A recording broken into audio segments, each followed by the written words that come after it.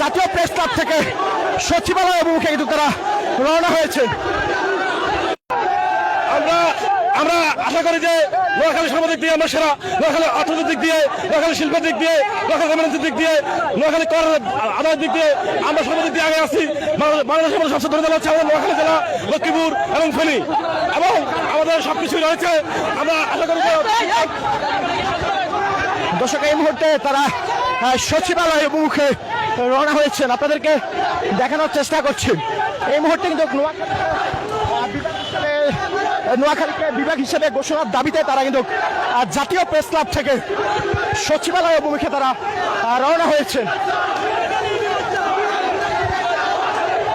নোয়াখালী স্লোগানে উত্তাল ঢাকার রাজপথ।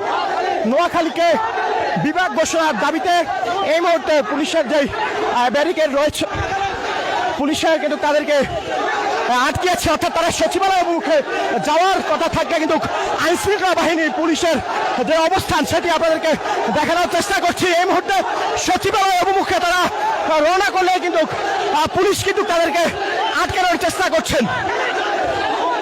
দর্শক এই মুহূর্তে আপনাদেরকে দেখানোর চেষ্টা করছি পুলিশের সাথে কিন্তু যারা নোয়াখালীকে বিভাগ হিসাবে দেখতে চায় তাদের সাথে আইন শৃঙ্খলা বাহিনীর পুলিশ কিন্তু এই মুহূর্তে সরাসরি দেখানোর চেষ্টা করছি।